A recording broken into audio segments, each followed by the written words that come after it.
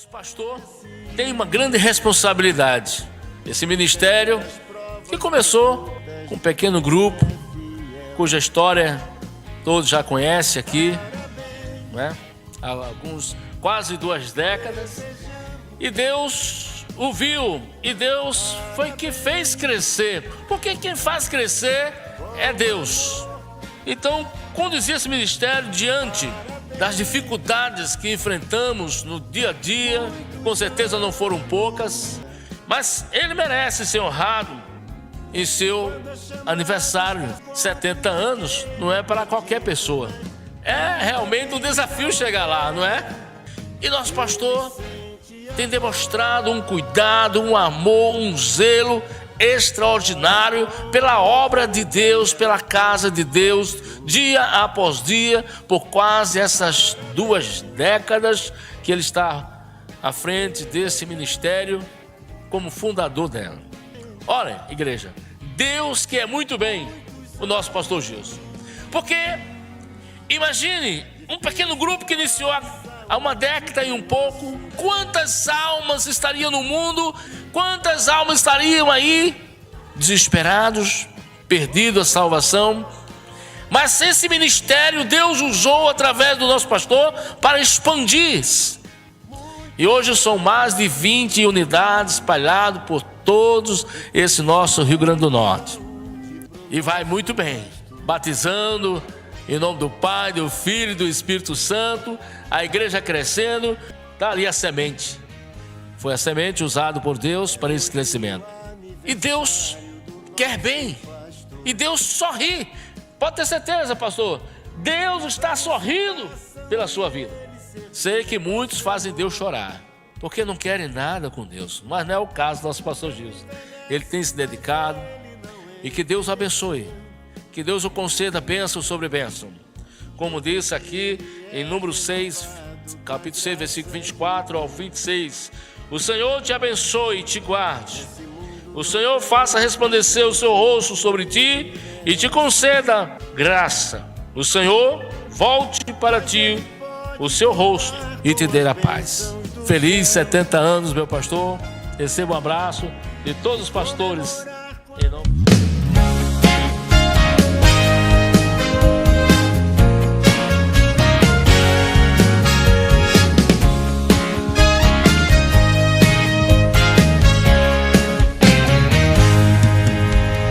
É hoje o aniversário do nosso pastor. Os anos se passam e ele servindo ao Senhor. O tempo envelhece, mas ele não envelheceu. Todo dia ele é renovado com a graça de Deus. Nesse mundo não tem o presente que ele merece, mas ele pode contar com as bênçãos do céu e comemorar com alegria. Deus não esquece do tempo das provas, das lutas de quem é fiel. Parabéns, desejamos. Parabéns, com amor. Parabéns, muitos anos de felicidade e saúde pro nosso pastor. Por isso que ele é incansável na caminhada, e quando é chamado está sempre à disposição. Vai ao encontro daquele perdido na estrada. Esse pastor tem amor dentro do coração. Cuida bem da ovelha, Ele não pode falhar. Ele está sempre presente pro que der e vier. E quando o lobo ataca, ele sente a dor. Chora com a ovelha e ela com o pastor. Parabéns, desejamos. Parabéns, com amor. Parabéns, muitos anos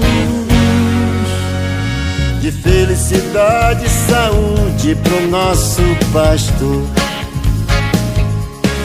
Parabéns, desejamos. Parabéns,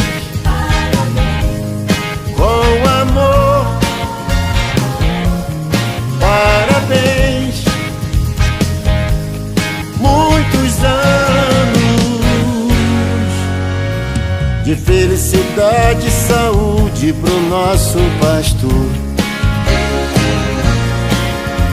De felicidade e saúde pro nosso pastor. De felicidade e saúde pro nosso pastor.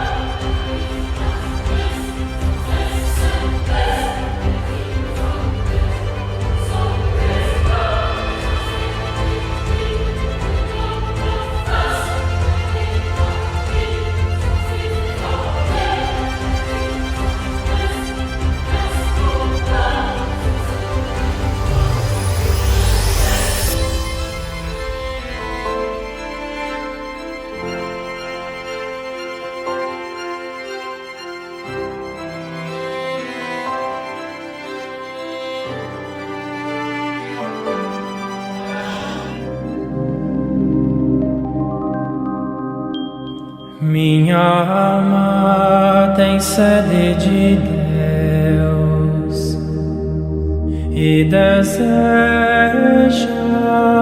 o Deus vivo.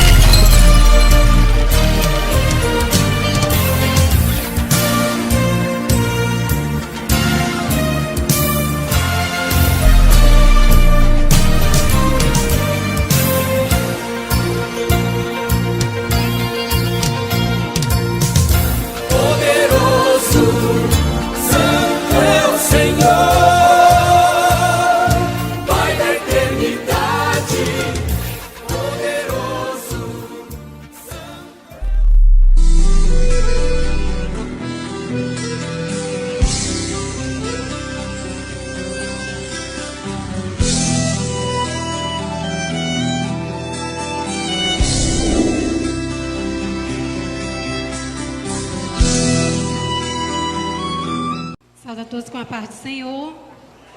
Graças a Deus estamos aqui para cultuar o nosso Deus. E eu quero convidar a igreja para abrir as vossas Bíblias no Evangelho segundo João, capítulo 6, versículo do 41.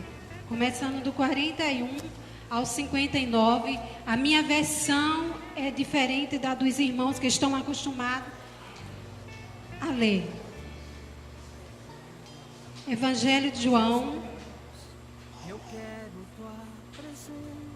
Todos encontraram? Pois murmuravam, pois, dele os judeus, porque dissera: eu sou o pão que desceu do céu.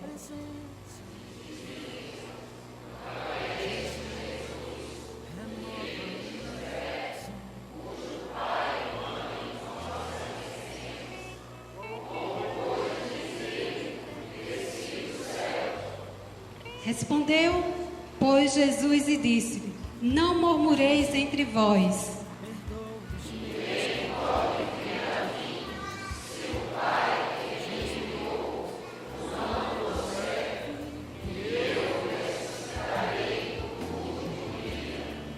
Está escrito nos profetas, e serão todos ensinados por Deus.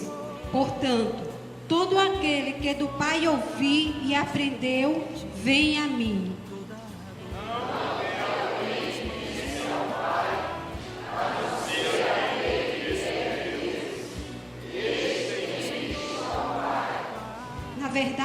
Na verdade vos digo, que aquele que crê em mim tem a vida eterna.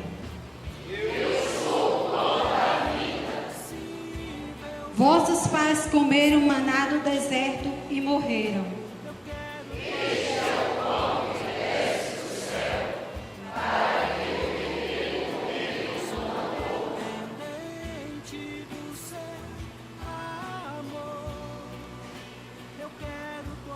Eu sou o pão vivo que desceu do céu. Se alguém comer desse pão, viverá para sempre. E o pão que eu der é a minha carne, que eu a darei pela vida do mundo.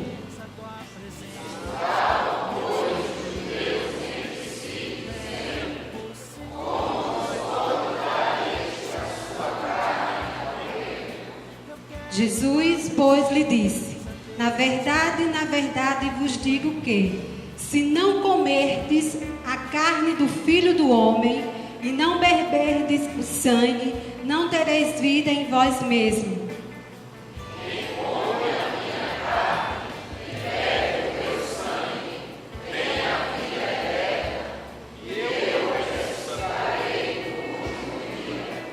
Porque a minha carne verdadeiramente é comida, e o meu sangue verdadeiramente é bebida.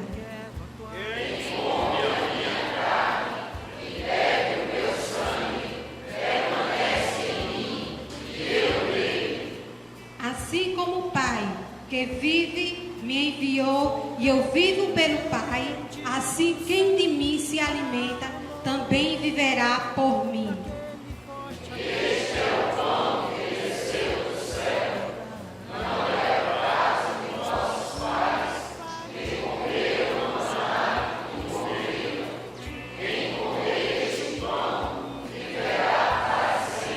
Todos.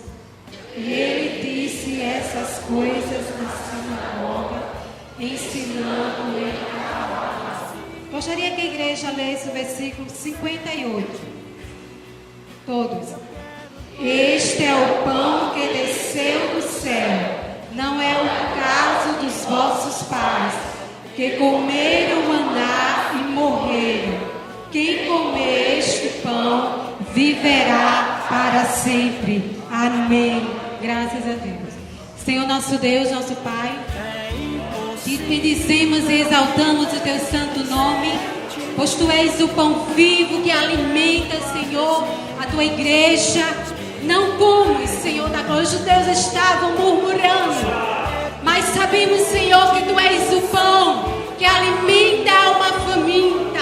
Tu és a água, Senhor, viva que jorra dos céus para saciar a nossa sede. E é por isso que estamos aqui neste culto, Senhor, sedento de Ti, pedindo o Teu alimento, Senhor, que é através da Tua palavra que nos dá vida, Senhor. Nós Te bendizemos e exaltamos o Teu santo nome e Te agradecemos, Senhor, em o nome de Jesus.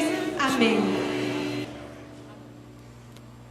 E hoje, por ocasião desta celebração, do compartilhar da palavra com a igreja, eu quero resgatar um pouquinho e, na medida da graça e da unção do Espírito, aprofundar um pouco mais uma palavra que nós trouxemos para a igreja há semanas atrás. Falamos e refletimos e buscamos a confirmação no texto a respeito de uma jornada de descida e de subida de um moço jovem, pueril, fragilizado por sentimentos humanos não cabidos, e depois pelas consequências advindas de uma atitude impensada, quando, desperdiçando tudo que tinha, sentiu-se o mais miserável, desprezível dentre os seres humanos, ao ponto de sentir-se indigno de ser chamado pelo nome do seu pai. O filho pródigo, exemplo marcante de atitudes e de decisões que a Escritura nos apresenta, tendo como modelo aquele moço, e que muitas vezes tem ocorrido na vida de um e de uns no meio da igreja do Senhor. Fiquei muito feliz ao final do culto daquele domingo, quando nós aqui compartilhávamos com a igreja uma sequência de passos que foram dados por aquele moço no caminho da perdição, e depois, tendo chegado àquilo que é chamado de fundo do poço, ele retomava a sua trajetória no caminho da redenção. Desceu 7 degraus, chegou em um lugar que muitos têm chegado, não foi apenas ele, e depois retomou a sua vida até retornar à presença do Pai. E dizia eu, fiquei muito feliz ao final daquele culto, quando tomei conhecimento que naquela noite em especial Deus tinha trazido a esta casa alguém que tem na sua vida, ou tinha até aquele momento, exatamente o perfil do filho pródigo.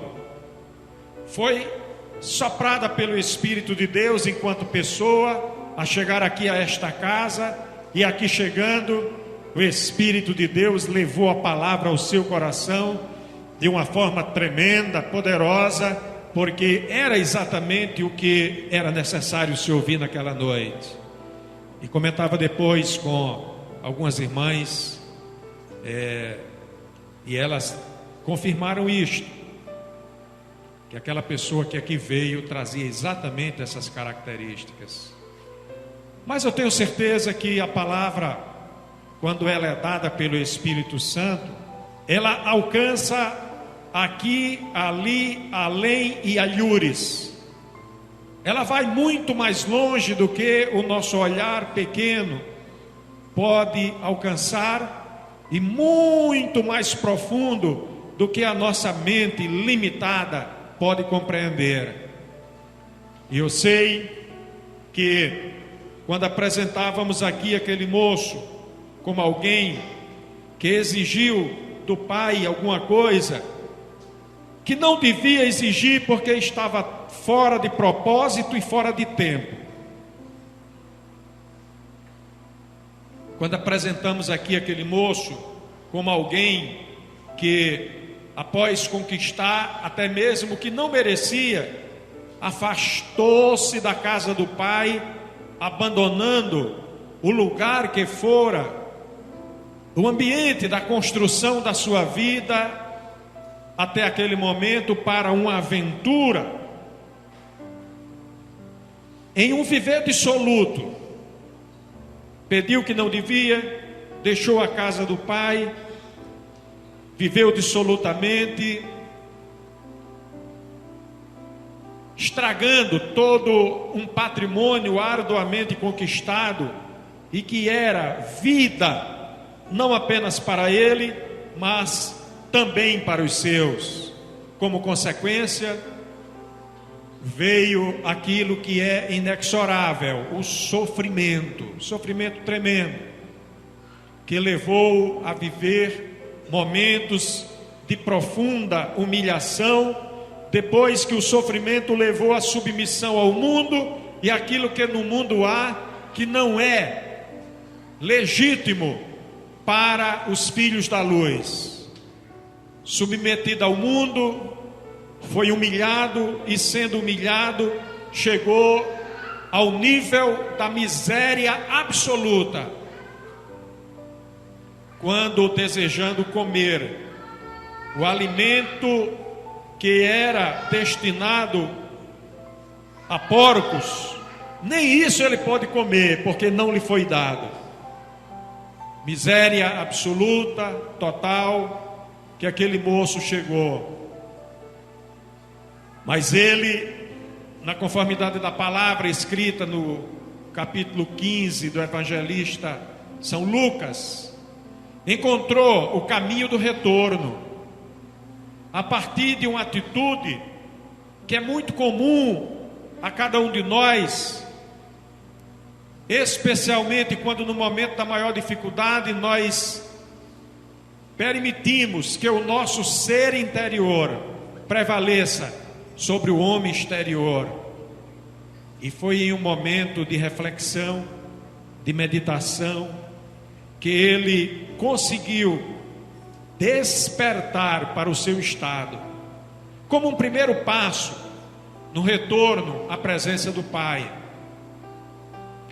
e despertando para aquele seu estado de verdadeira comiseração, ele não apenas acordou para essa realidade, mas ele parou para exercitar uma capacidade que é inerente exclusivamente ao homem entre todos os seres criados, entre todos os animais que habitam o planeta: a reflexão.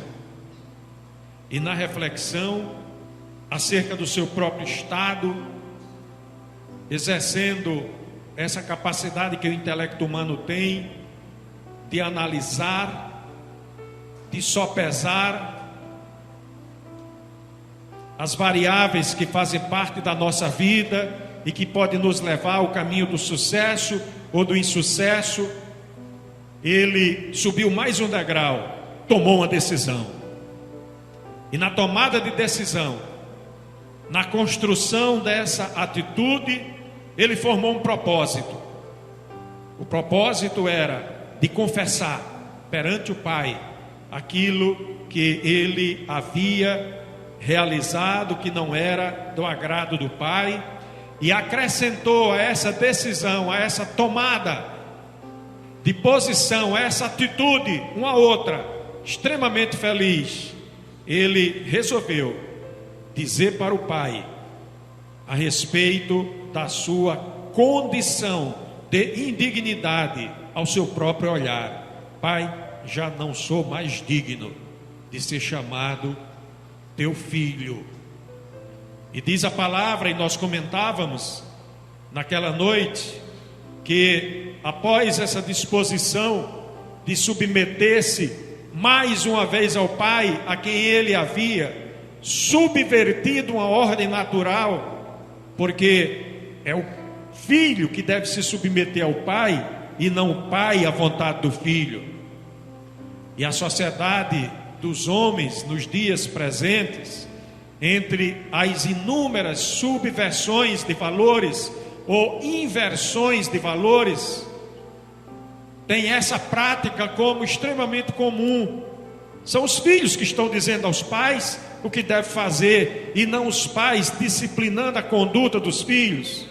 Muitos perderam absolutamente a condição de liderar os seus filhos e passaram a ser liderados por eles em uma época em que eles não têm ainda condição de tomada de atitude desse tipo.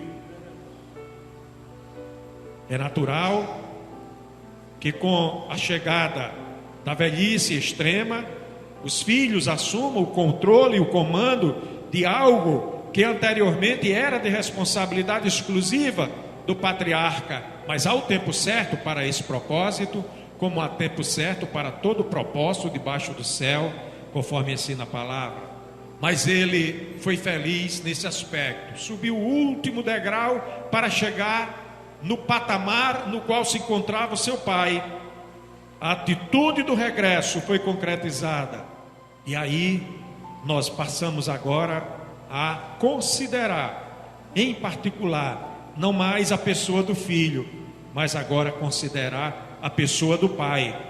Porque da mesma forma que o filho deu 7 passos no caminho da perdição, depois 7 passos no caminho da sua restauração, o pai teve também 7 atitudes extremamente felizes e importantes nessa história tão bela, conhecida como o filho pródigo. E é exatamente isto que eu quero com os irmãos, em brevidade de tempo, analisar na sequência desta palavra. São Lucas 15, verso de número 20. Nós vamos encontrar nesta palavra em especial um pai paciente. Diz a parte primeira do versículo, ainda tratando do filho pródigo, agora já interiormente restaurado, que levantando-se ele foi para seu pai. E aí começamos agora a ver esse texto sobre a ótica do pai. Quando ainda estava longe, viu seu pai. Dou uma primeira parada para convidar os irmãos para meditar, para refletir e para se apropriar de 2 elementos aí extremamente importantes. Primeiro, da paciência do pai em ficar aguardando o retorno do filho. Será que você esperaria, pai? Será que você esperaria, mãe, um retorno de um filho que perdeu-se nos caminhos da vida, o suficiente para que ele, passando pelo processo da restauração, pudesse retornar à sua presença? Quantos pais têm abandonado os filhos e perdido o sentido da direção que eles tomaram por iniciativa própria e não quiseram mais saber dos filhos? Talvez cada um conheça uma história de alguém que teve um comportamento totalmente diferente do comportamento deste pai, que pacientemente ficou esperando o filho e não tirou o seu olhar do caminho que levou o seu filho para distante. Somos filhos de um mesmo pai, todos, graças a Deus que nós somos filhos do mesmo pai, pai amoroso, compassivo, longânimo, que não leva em conta as nossas loucuras filiais, nossas desobediências, o desperdício que fazemos, muitas vezes até do pão espiritual, que é servido com abundância, a exemplo do pão material, algo que eu humanamente abomino, desperdício de alimento. Enquanto muitas vezes na mesa da nossa casa o pão está sendo desperdiçado, há cerca de 1,5 bilhão de pessoas, 1,5 bilhão de pessoas na face deste planeta que não tem pão para comer o suficiente para nutrir o seu corpo. Estima-se que mais de 1,5 bilhão de pessoas alimentam-se apenas uma vez ao dia e não em quantidade suficiente para nutrir o seu ser material. E às vezes nós estamos desperdiçando alimento na nossa casa, mas às vezes o desperdício é do pão espiritual, que muitas vezes na casa do Senhor o pão colocado à mesa é farto e as pessoas se alimentam tão abundantemente que de repente perdem a sensação de saciedade, não sabem mais distinguir quando estão com fome ou quando estão alimentados. O pão passa a ser corriqueiro porque tem muito, fartos espiritualmente. Sexta-feira foi um exemplo, depois de uma maratona de 15 dias de ricas bênçãos, mensagens felizes, festivas, que alimentaram o nosso ser. Culto de doutrina, pouca gente, todo mundo de bucho cheio, satisfeito, não tem mais necessidade de se alimentar. E aí tudo que aparece é mais atrativo, mas na hora que está na provação, o círculo da oração está cheio.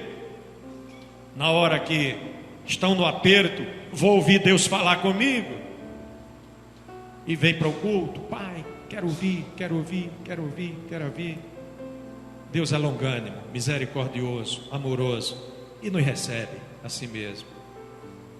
Assim foi o pai do filho pródigo, pacientemente esperou, seus olhos já cansados, seus olhos já marcados pelas marcas do tempo, inexorável, que não respeita nada a não ser Deus, que não se submete ao tempo. E ali o pai, com olhar fixo, diz a palavra que o filho ainda estava longe, mas o pai o viu. Lembra quando você estava longe, distante, mas o olhar do pai lhe alcançou, lhe viu, e essa é a razão da sua felicidade. Glórias a Deus. Primeiro ponto, a espera paciente do pai.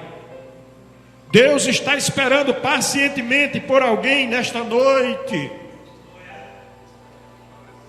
a quem Ele tem cobrado, a quem Ele tem apresentado algo para ser feito. Ele espera pacientemente. O olhar dele não se afasta de ti. Aleluia. Mas é necessário uma atitude de aproximação dele para que haja a consecução do projeto de Deus na tua vida. Aleluia. Pessoas a quem Deus poupou a vida e agora estão negando a sua vida a esse mesmo Deus. Chega-te mais ao Senhor. Ele renovou o dom da vida no teu ser, porque Ele tem contigo um projeto especial, ó homem. Aleluia. Glórias ao nome do Senhor. As promessas de Deus são muito amplas. Aleluias. E às vezes nós achamos que estamos distanciados do alcance de Deus e das suas promessas. Mas o escritor do livro dos Atos, no capítulo de número 2 e no versículo de número 39, tem uma palavra que tipifica bem de perto a essência da amplitude da promessa de Deus em nossa vida. Diz a palavra: a promessa vos diz respeito a vós, não apenas a vós, a vossos filhos, mas não apenas aos filhos que estão próximos ou perto, aos que estão longe também, e não apenas a eles, a todos quantos o Senhor Deus chamar. Deus tem uma promessa na tua vida, ela vai se cumprir. Só há uma coisa que pode impedir que a promessa de Deus na tua vida deixe de se realizar: é o teu querer. Se o homem não quiser, não recebe. Não há demônio, não há inferno, não há humanidade pervertida que impeça a bênção de Deus prometida a um dos seus filhos, a não ser se o filho não se aproximar do pai. Aproxima-te mais de Deus, procura conhecê-lo melhor, para ver o que é que ele vai fazer na tua vida. Aleluias, glórias ao nome do Senhor. Noite de celebração de ceia, noite em que se fala do corpo, mas noite em que se fala do sangue. E o sangue de Jesus Cristo é poderoso em nossa vida, tremendamente poderoso. Efésios 2:13 diz com muita propriedade: agora, em Cristo, os que estavam longe estão perto. Aquele moço estava distante. A promessa do pai para ele era promessa de bênção. Não sei quantas vezes o pai daquele moço pródigo conversou com Deus em oração, falou a respeito do filho, abençoou o filho à distância. Para nós, igreja, o amparo do sangue de Jesus Cristo é inigualável.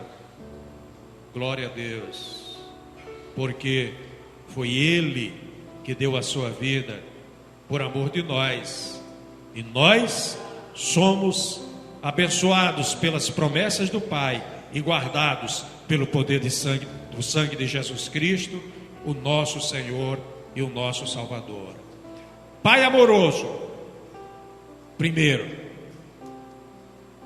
Pai amoroso, paciente, com um olhar distante, mas há um texto nesta palavra que fala para nós de perto da intensidade do amor que o pai tinha pelo seu filho, aquele pai em especial. No mesmo versículo de número 20 que nós líamos agora há pouco, está escrito assim: que quando ainda estava longe, viu seu pai, e a seguir diz: e se moveu de íntima compaixão. Há uma coisa especial neste texto, nesta palavra, quando a Escritura diz que o pai foi movido de íntima compaixão. Ela está dizendo para nós que as suas entranhas foram movidas pelo sentimento que ele tinha para com seu filho.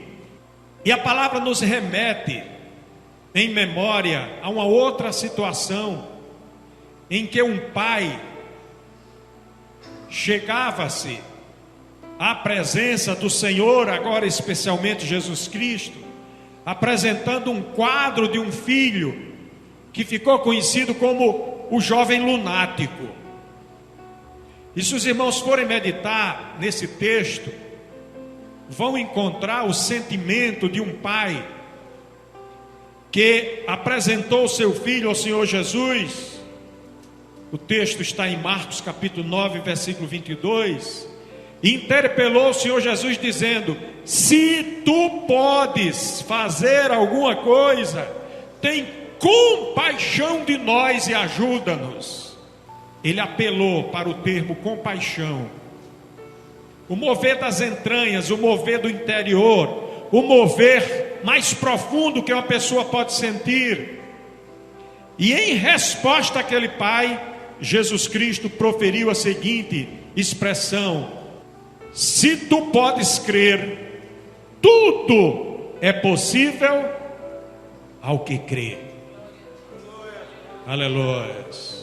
O pai viu o filho aproximar-se E quando identificou o filho, diz a palavra que o seu interior se moveu.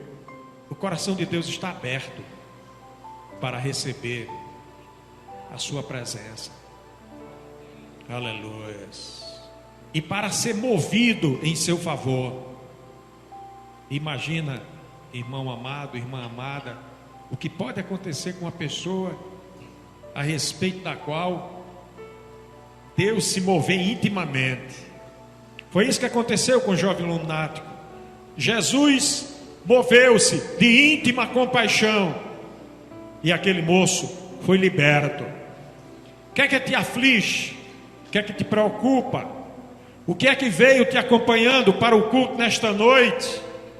Que tu não podes resolver, mas que Deus pode resolver, porque Ele pode todas as coisas. E Jesus Cristo disse: todo poder é me dado no céu e na terra. Toca a intimidade de Deus nesta noite. Aleluia. Para ver o que vai acontecer na tua vida. Glória a Deus. Ainda nesse verso 20 tem uma sequência de atitudes que eu reputo de uma beleza ímpar. Quando ele se moveu de íntima compaixão, diz a palavra que ele correu, lançou-se ao pescoço e o beijou. Aleluia. Primeiro, Deus apressadamente vem ao encontro daquele que o procura. Segundo, Deus despreendidamente abraça aquele que o procura. Ele é Deus, sem comentários. Aleluia. Nós estamos vindo de um momento de reconstrução da nossa vida, ainda marcado por aquilo que trouxemos lá do fundo do poço onde nós estivemos. Mas Ele, Deus, se despreende da sua condição e nos abraça, aleluia, e nos beija. E esse beijo aí não é um beijo qualquer. Quando nós vamos buscar a essência desse beijo, nós vamos encontrar uma expressão grega, katafiléu, que significa um tipo de beijo diferente dos outros. Beijo por toda parte, amor por toda parte. Não foi simplesmente um beijinho de cortesia, daquele que muitas vezes as pessoas estão dando umas nas outras, e o coração dizendo aí: ah, como eu tenho raiva de você. Eu estou te beijando aqui, mas eu tenho vontade de te morder. Eu estou te dando um beijo, mas na realidade quero te dar uma tapa. Eu estou te dando esse beijinho aqui, mas na realidade eu vou te trair. Não é o beijo de Judas. Aleluia. Porque foi o beijo de um pai amoroso. Katafiléu significa, no prefixo, por toda parte. E filéu, amor. É o beijo que ele deu. Beijou o rosto, beijou na outra face, beijou no pescoço, beijou. O beijo de quem estava desejoso de ter aquele encontro. Aleluias. É isso que o Senhor quer fazer conosco nesta noite. Nos acalentar em seu braço. Aleluia. E nos cobrir do seu amor. Aleluias. Bendito seja o nome do Senhor. O homem fica nas palavras. Quando muito, numa atitude semelhante a um beijinho social de cortesia. Mas aqui não, aqui nós estamos vendo algo muito profundo. Deixa eu fazer um comentário de algo muito particular. O filho disse: pai, pequei contra o céu e perante ti, e já não sou digno de ser chamado teu filho. O discurso do filho foi interrompido aí. Ele não disse tudo o que ele queria dizer. Deus não permitisse que ele se humilhasse mais ainda, porque Deus conhece a intenção do nosso coração. Aquele moço tinha preparado esse discurso muito mais amplo. É só você correr o olho aí um pouquinho e verificar nessa tela projetada que lá no verso 19 tinha a continuação desse discurso. Verso 18, está escrito assim: levantar-me-ei e irei ter com meu pai e dir-lhe-ei: Pai, pequei contra o céu e perante ti, já não sou digno de ser chamado teu filho, faze-me como um dos teus trabalhadores. Quando a gente chega no verso 21, observamos a atitude do moço em fazer o discurso, em dizer tudo aquilo que queria dizer ao pai. E ele começou: Pai, pequei contra o céu e perante ti, e já não sou digno de ser chamado teu filho. Mas ele não terminou o seu discurso, porque o pai não deixou. Aleluia.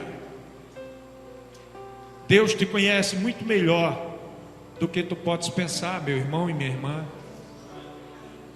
Em alguns momentos não é necessário nem você abrir a sua boca para falar, para dizer nada. Ele interrompe com a bênção. Ele interrompe com o cumprimento da sua promessa. E o pai não deixou o filho terminar, e colocou em prática aquilo que estava no seu coração. Não foi apenas ficar esperando, não foi apenas ficar olhando, não foi apenas se mover intimamente no seu coração, não foi apenas correr ao seu encontro, não foi apenas se desprender da sua condição, não foi apenas abraçá-lo e beijá-lo por toda parte. Ele colocou em prática aquilo que ele estava sentindo, e imediatamente ele convocou os seus servos, e a palavra diz: trazei depressa a melhor roupa e vestilho. Começou a colocar em prática aquilo que estava no seu coração. Aleluia. É o cuidado paternal. Deus cuida de você, meu irmão, e como Ele tem cuidado nesses últimos dias. E eu glorifico a Deus pelo que Ele tem feito na tua vida, e vai fazer muito mais. Aleluia. Porque Ele cuida de nós nas mínimas coisas. Não é em vão que o apóstolo Pedro nos ensinou, dizendo: lançai sobre Ele toda a vossa ansiedade, porque Ele tem cuidado de vós. Aleluia. Glória a Deus. O Senhor está cuidando de você. Hoje à noite você está aqui cultuando, você está aqui adorando, você está aqui servindo ao Senhor com alegria, mas Ele está cuidando daquilo que lhe diz respeito. E Ele não está providenciando para você qualquer roupa, não. Você pode ir para o shopping, gastar todo o seu dinheiro na melhor roupa que você encontrar, não vai chegar nem perto da beleza da roupa que o Senhor preparou para nós chegarmos para a celebração da ceia do Senhor nesta noite. Aleluia. Você pode vir vestido de seda pura, comprada a preço de iene, de dólar, de franco francês, de libra esterlina, de real, não importa, mas a moeda, aleluia, que nos garante a roupa da santificação é o sangue de Jesus Cristo. A veste perfeita que nos veste não o homem exterior, mas o homem interior. Mas Deus também cuida do nosso corpo exterior, do nosso ser exterior, da nossa aparência. Quando nós nos colocamos diante dele, ele cuida da nossa aparência. Aleluia. E nos deixa bonitos, belos, atraentes, esplendorosos. Se as mulheres precisarem ficar mostrando as pernas com roupa curta para chamar a atenção, ou mostrando o colo com roupa curta para chamar a atenção, Deus tem a propriedade de, com a mais bela roupa, nos vestir e nos fazer atrativos aos seus olhos, porque Ele tem olhar de santidade, porque Ele é santo, santo e santo é o Senhor nosso Deus. Aleluia. E muitas vezes nós desprezamos essa veste interior. E as meninas, quando vão com a mãe, ou quando pedem dinheiro a papai e vão para o shopping, vão comprar as roupas que elas entendem que vão torná-las mais atrativas aos olhos do mundo. Mas isto não move o coração de Deus. O que move o coração de Deus é a veste da santificação, sem a qual ninguém verá o Senhor. Aleluia. O pastor que pregou aqui nesses últimos dias recomendou a um grupo da sua igreja que tivesse cuidado quando chegasse aqui na plenitude, dizendo ele, porque esta é uma igreja tradicional. Ora, eu fiquei muito feliz, porque a igreja tradicional, ao meu olhar, à luz das Escrituras, é aquela que prega salvação em Jesus Cristo, liderança do Espírito Santo, dons espirituais, batismo, cura divina.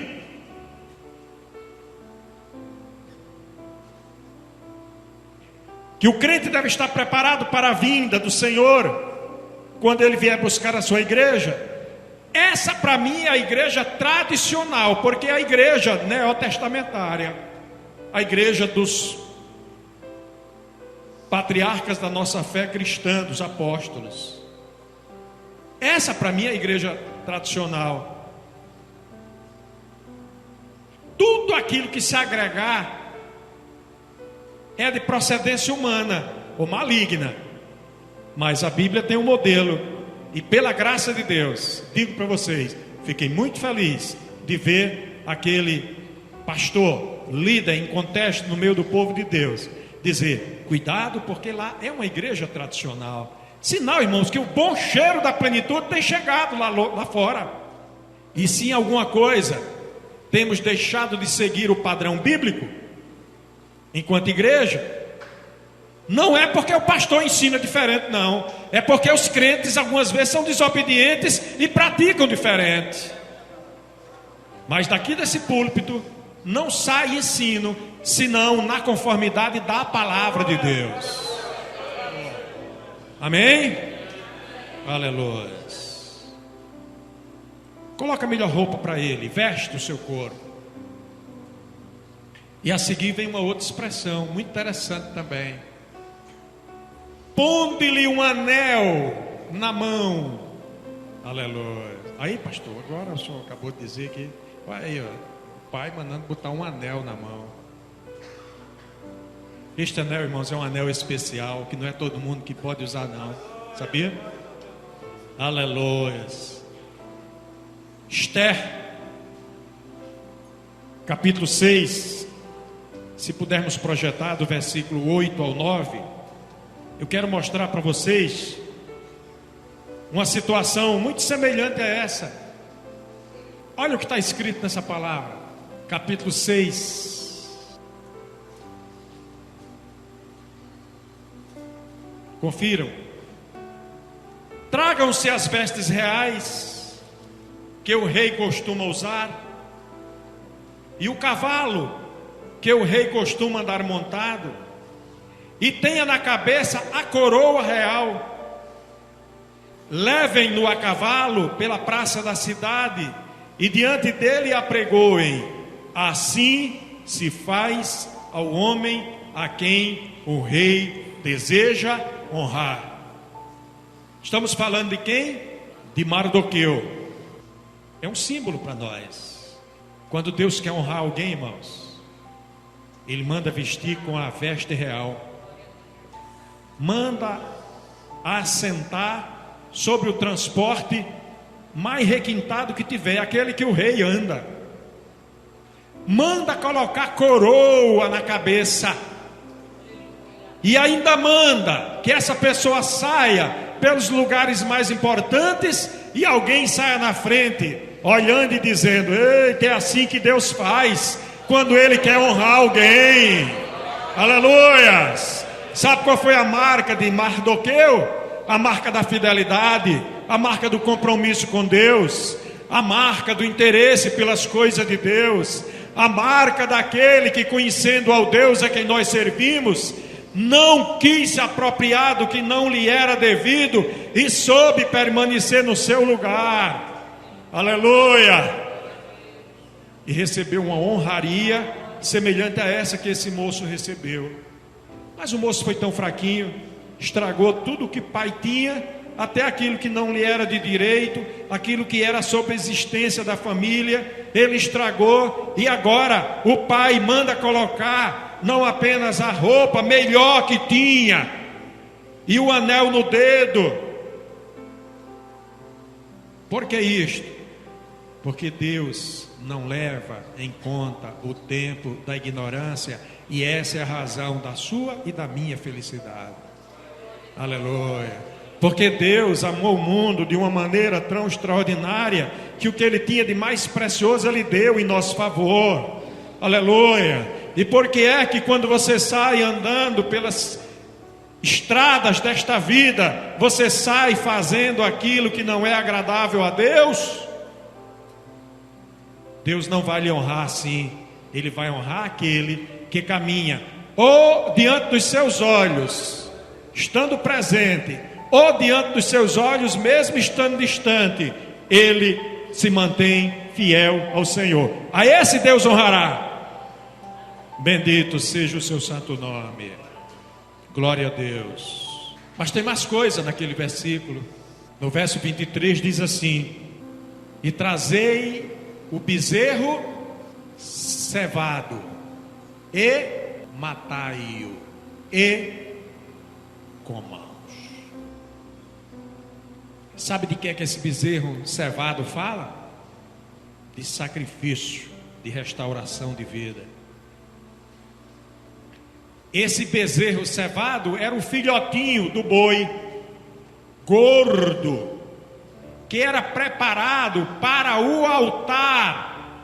Quando alguém pecava, levava o novilho era sacrificado. No derramamento do sangue do novilho, havia a cobertura de uma multidão de pecado.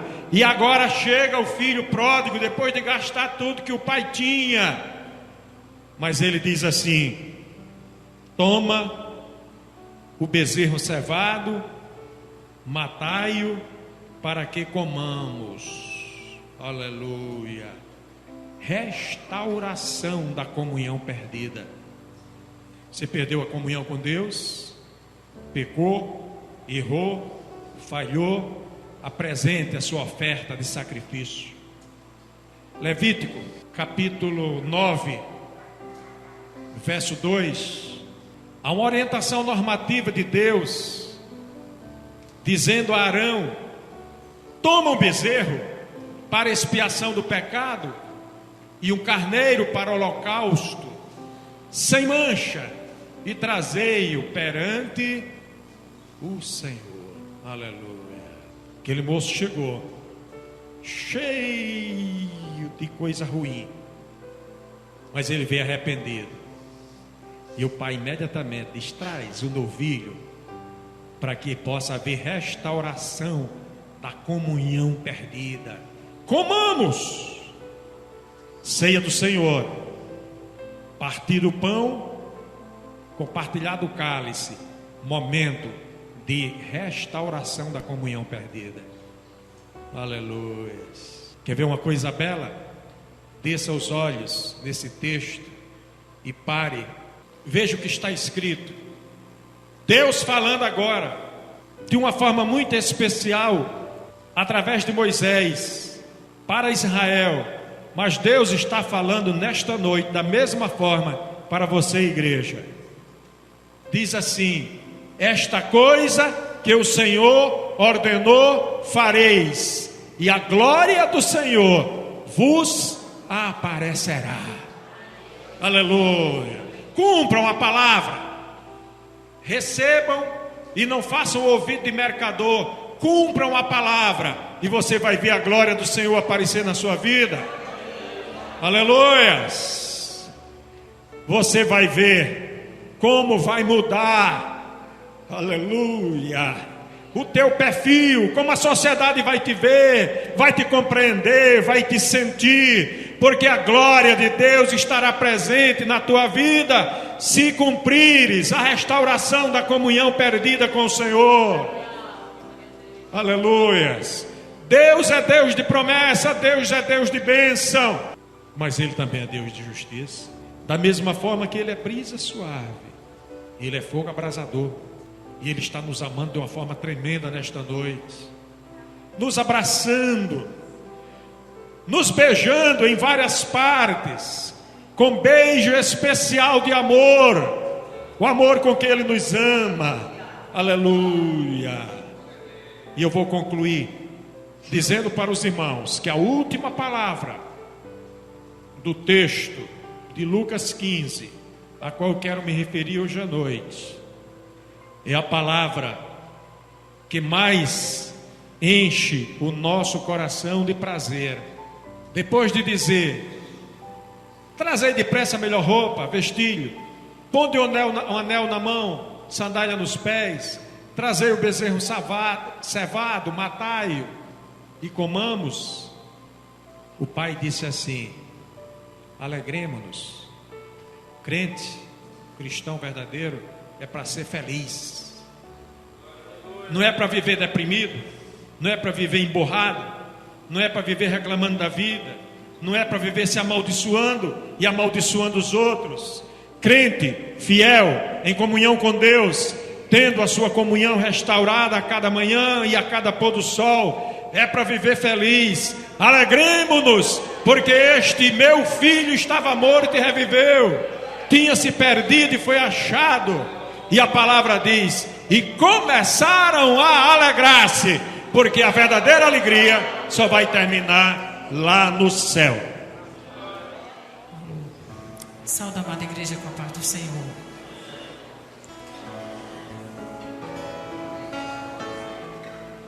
Nos momentos cruéis e difíceis deste caminhar,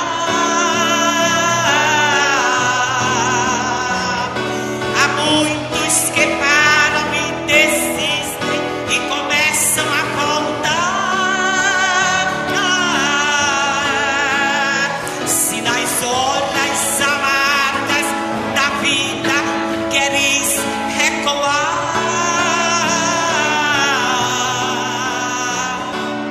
olha pra cima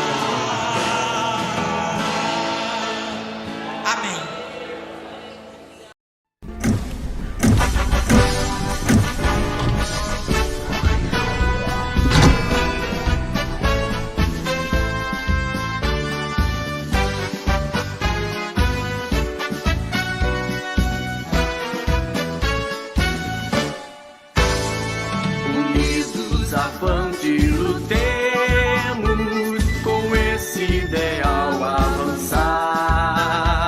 Coragem, ó plenos da graça, em nossa Assembleia brilhar. Diante do trono de Cristo, veremos a face do Rei, dizendo: bem-vindos, filhos do meu Pai, avante, avante, lutai. Dizendo: bem-vindos, filhos do meu Pai, avante, avante, lutai.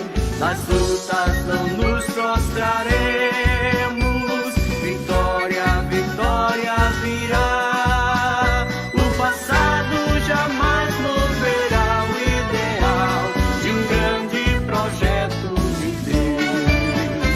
O passado jamais moverá o ideal de um grande projeto de Deus. Assembleia de Deus, plenitude, cumprir o pedido de Jesus. É ordem de Deus vigiar e orar e as muitas almas ganhar. Assembleia de Deus, plenitude, cumprir o pedido de Jesus. É ordem de Deus vigiar e orar e as muitas almas ganhar.